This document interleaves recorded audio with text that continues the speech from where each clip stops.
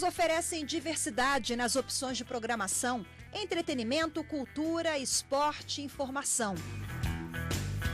Porque você quer ver mais coisas, uma variedade, filmes, reportagens e mais canais, né? Tem uma variedade de você poder escolher o canal específico. Eu quero ver um documentário, tem um canal específico para isso. Ela conta com adeptos fiéis. Por causa da quantidade de canais e filmes também, que é mais fácil de assistir. Os ataques militares em Moscou continuam.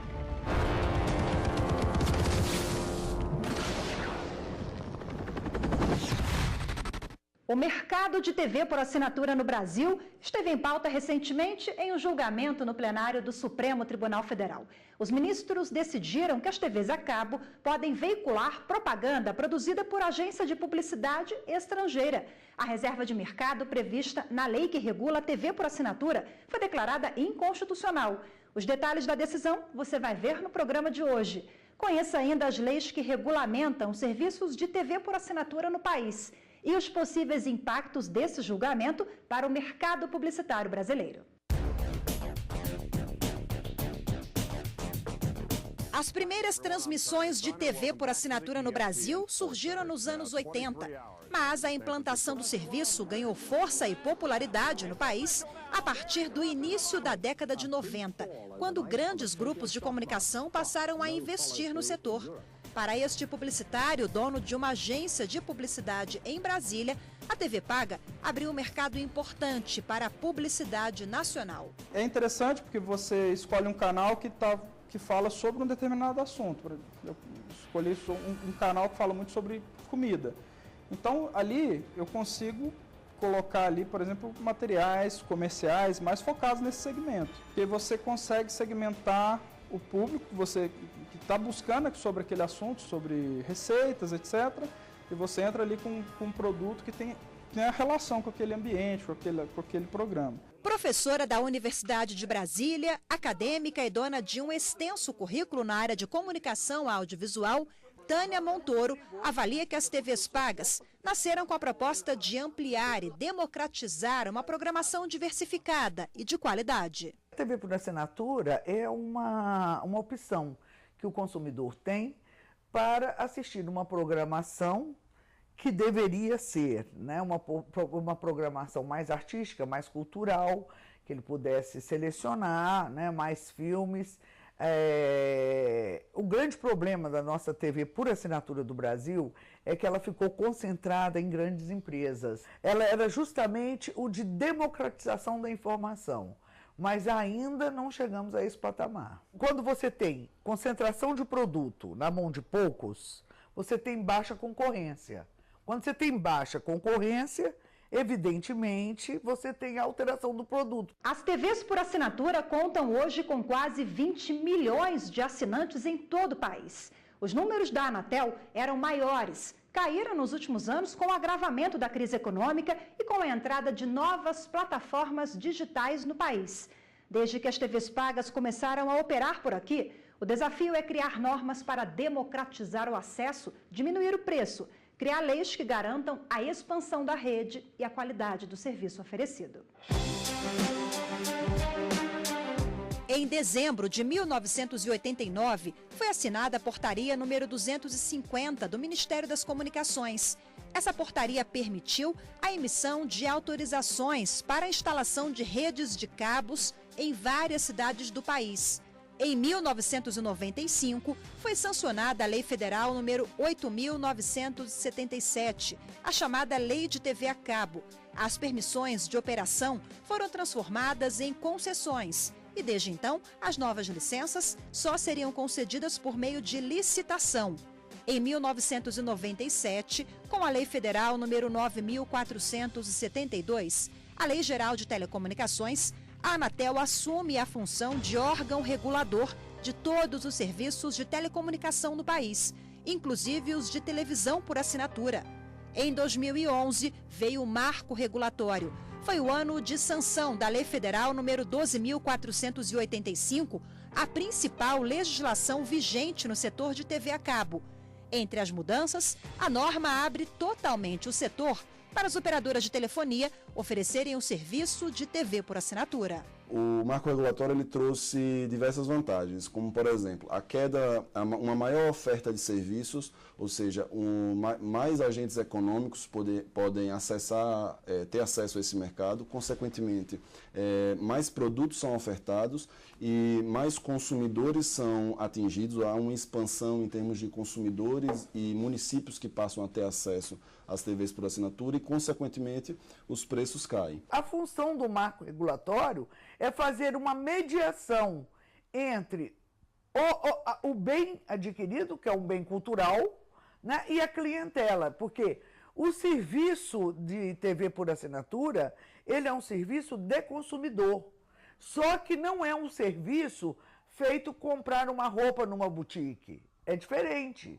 tá? É diferente de uma sapataria, tá? Porque a concessão é dada pelo Estado, assim como as escolas, assim como os hospitais, tá certo?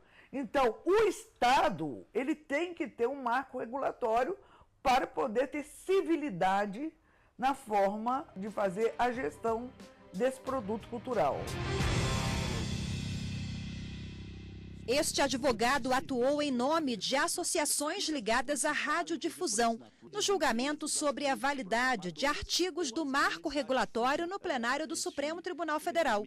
Para ele, a lei deve ser vista com ressalvas. A lei, nos seus artigos 5º e 6º, ela restringe a participação das empresas de radiodifusão nas empresas de telecomunicação de interesse coletivo e vice-versa, das empresas de telecomunicação nas empresas de radiodifusão. E qual foi a visão do legislador? Ao editar essa norma, o legislador vislumbrou os grandes centros do país e os grandes grupos econômicos, procurando, o que é absolutamente louvável, evitar concentração de poder econômico ou concentração de mercado.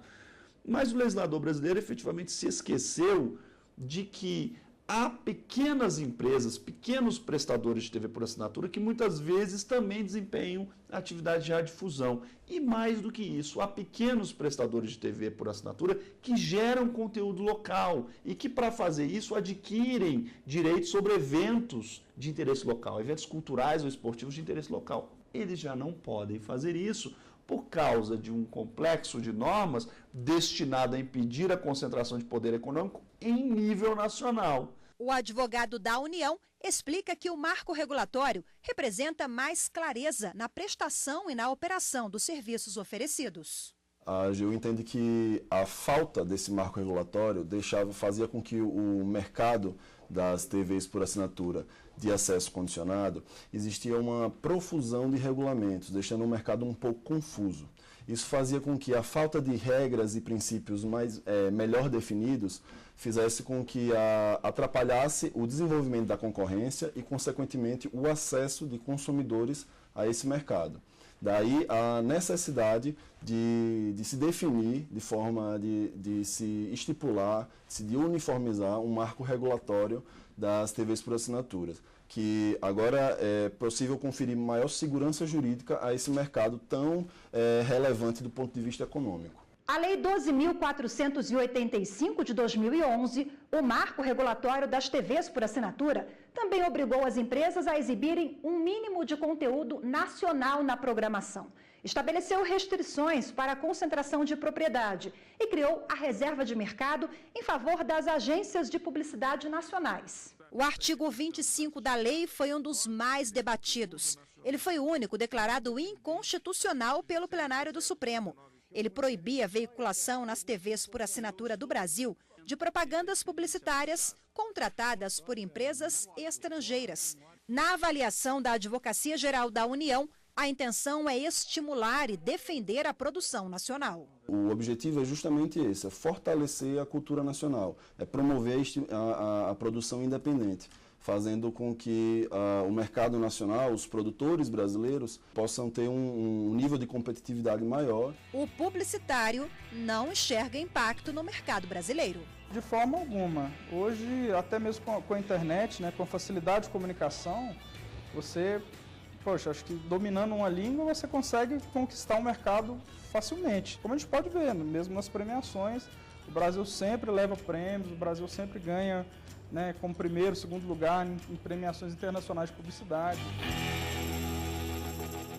A seguir, o julgamento das ações que contestavam artigos da Lei 12.485 de 2011, o marco regulatório das TVs por assinatura no Brasil.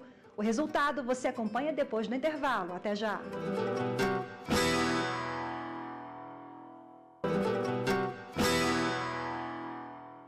Estamos de volta agora, direto do plenário do Supremo Tribunal Federal, porque o assunto de hoje é a constitucionalidade do marco regulatório das TVs por assinatura no Brasil, a Lei 12.485.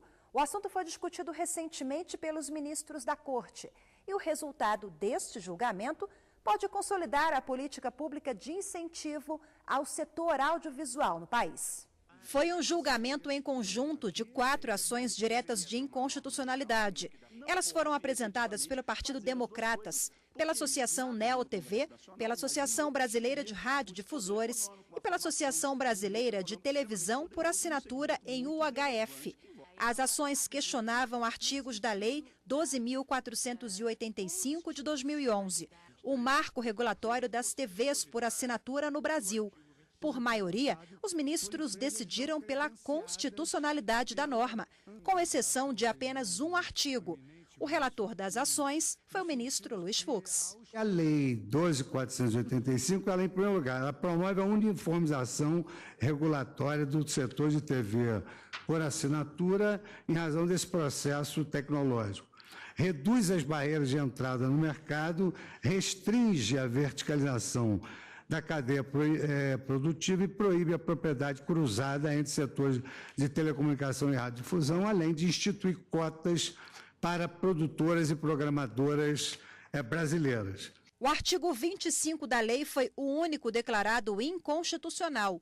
Esse artigo diz que os programadores não poderão ofertar canais que contenham publicidade de serviços e produtos em língua portuguesa, legendada em português ou de qualquer forma direcionada ao público brasileiro, com veiculação contratada no exterior, senão por meio de agência de publicidade nacional. O artigo 25 da lei proíbe a oferta de canais que veiculem publicidade comercial direcionada ao público brasileiro contratada no exterior por agência de publicidade estrangeira, estabelecendo uma completa exclusividade em proveito das empresas brasileiras e não apenas preferência percentual.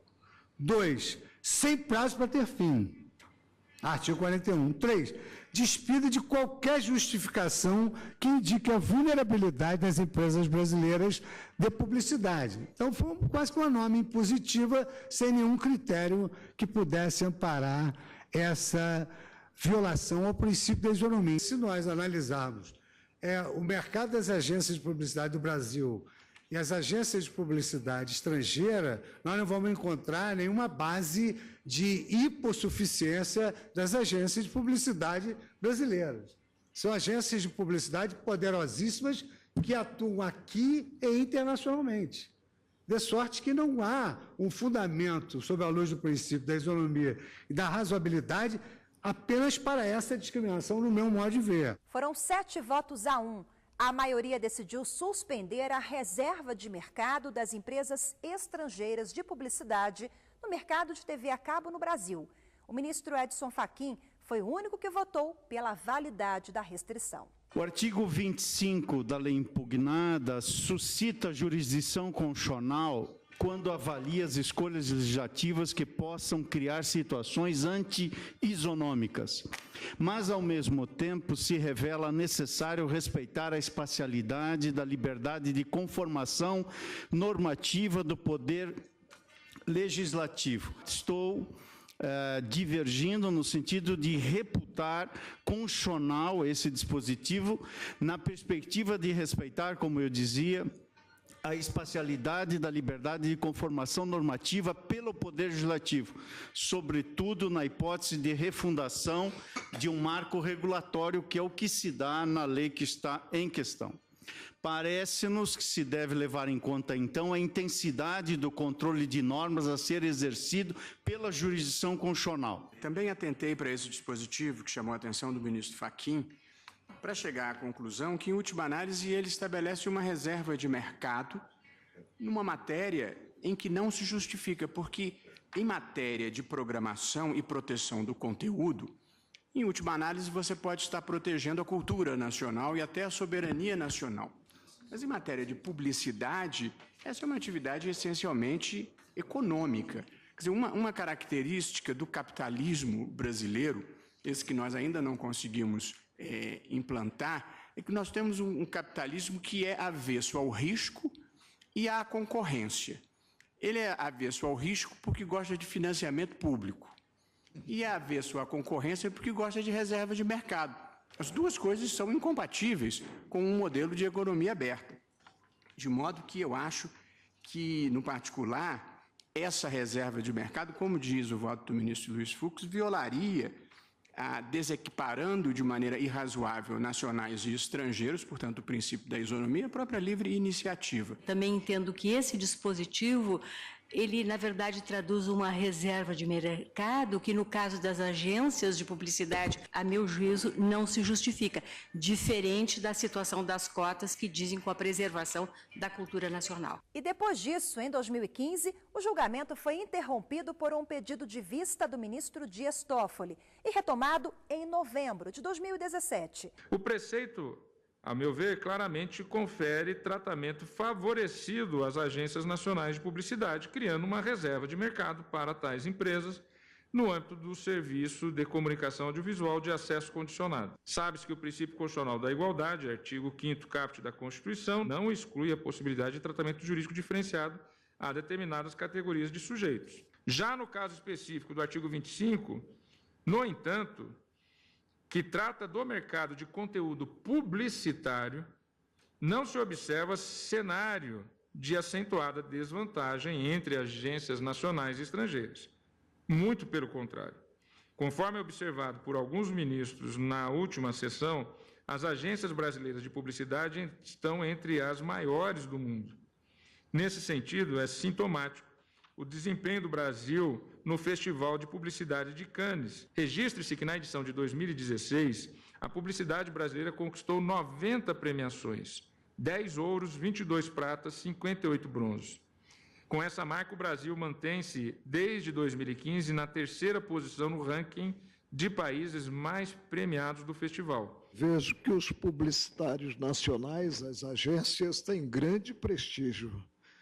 E, como ressaltado pelo relator e também pelo ministro Dias Toffoli, a reserva de mercado contraria um princípio básico da ordem econômica, que é a livre concorrência, né? Por isso, eu acompanho o relator, julgando procedente o pedido formalizado. Também eu estou acompanhando, e tal como agora é exposto pelo ministro Marco Aurélio e pelo ministro Dias Toffoli, quanto ao artigo 25, a discriminação aqui não tem um fator legítimo de diferenciação, porque constitui, então, uma impossibilidade de se ter, a não ser por via de uma empresa brasileira, a aquisição de conteúdos publicitários, sendo que as nossas empresas de publicidade estão entre as melhores do mundo e os seus conteúdos, portanto, não gozam de nenhuma diferenciação que fizesse possível que o fator de descrime pudesse ser considerado coerente com o que a Constituição estabelece. O mercado publicitário brasileiro, tão ressaltado pelos ministros durante o julgamento, é tema do próximo bloco do programa. Você vai ver também que as novas produções, veiculadas pelos chamados streaming, vêm ganhando espaço e assinantes que migram da TV a cabo para essas novas plataformas digitais. Os detalhes no próximo bloco.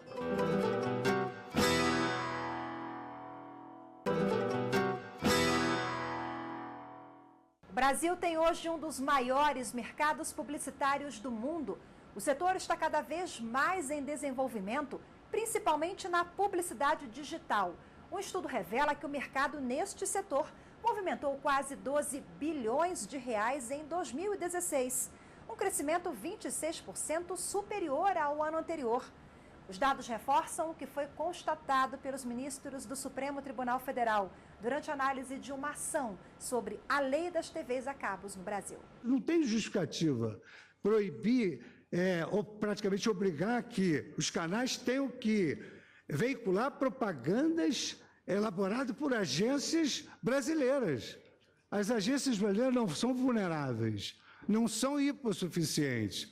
Isso nem arranha princípio nenhum. Nesse sentido, é sintomático o desempenho do Brasil no Festival de Publicidade de Cannes. O Brasil mantém-se, desde 2015, na 3ª posição no ranking de países mais premiados do festival, ficando atrás apenas dos Estados Unidos e do Reino Unido.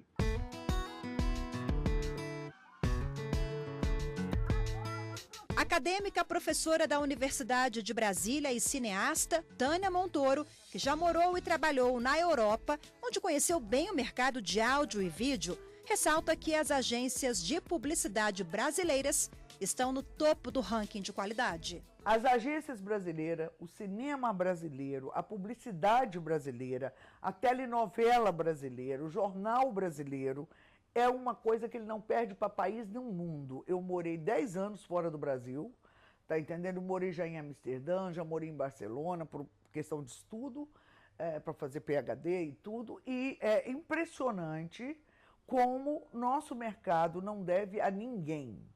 O que nós temos de pior qualidade é a televisão aberta, mas em termos de qualidade técnica, em termos de telejornalismo, em termos de publicidade e propaganda, nós não devemos a país nenhum. Pelo contrário, tá entendendo? Os países é que devem a gente. De repente você está na Itália e acha aquela televisão horrorosa. Você está no Canadá, você fala, não acredito que eu estou vendo essa televisão aqui. No Brasil em si, vários profissionais são exportados para o exterior, diretores de criação, diretores de arte que né, criaram um portfólio, um serviço muito forte no Brasil. Hoje são diretores de grandes agências internacionais. E no Brasil ainda existem grandes agências, né, que cada dia crescem mais agências de publicidade que têm se destacado no mercado internacional. O publicitário arrisca em 2 elementos que podem ter influência na qualidade das campanhas: a alegria e a criatividade do brasileiro. Acho que ele se destaca muito nessa área de publicidade por conta até da cultura do país, né? É uma cultura mais descolada, o brasileiro é um cara mais engraçado, ele consegue criar, né, situações e criar ferramentas para auxiliar no seu dia a dia. Isso da publicidade também eu acho que dá esse diferencial para o mercado, né? Para que a qualidade do mercado publicitário brasileiro continue a todo vapor, sem esbarrar nas questões jurídicas, este advogado defende novas regulamentações para os serviços de filmes e de programas comercializados em plataformas digitais. Para ele, a Lei 12.485 de 2011, que dispõe sobre a comunicação audiovisual e as TVs a cabo, precisa de alterações. Hoje nós estamos diante de uma realidade absolutamente diferente. Nós temos o serviço de banda larga, de internet, se difundindo amplamente no país. E mais do que isso, você tem o serviço de streaming se consolidando no país, um serviço de aquisição por demanda de vídeo e de áudio, em que você não tinha na época da edição da lei. Você não tinha Netflix no Brasil, você não tinha Amazon no Brasil, você não tinha o serviço do Google de venda no país, você não tinha Spotify no país. Então, uma realidade econômica absolutamente diferente. O que você percebe é que a lei vai se tornando arcaica muito rapidamente. Embora seja uma iniciativa legislativa muito louvável de tentar trazer, de novo, clareza e segurança para o setor. A gente precisa regulamentar o serviço de streaming no Brasil urgentemente.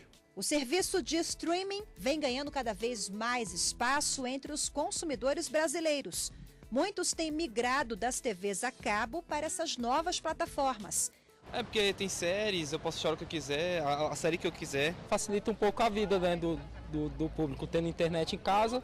O último levantamento divulgado pela Agência Nacional de Telecomunicações, a Anatel, registrou uma diminuição de 364 mil assinantes de TV a cabo no país entre janeiro de 2016 e janeiro de 2017. A TV a cabo não é mais minha opção, é mais pela como ali internet, TV, telefone ali, isso aí é mais barato. Acho que o brasileiro faz porque ele precisa, porque é uma forma de lazer. Que isso? Oh! Oh! Parado!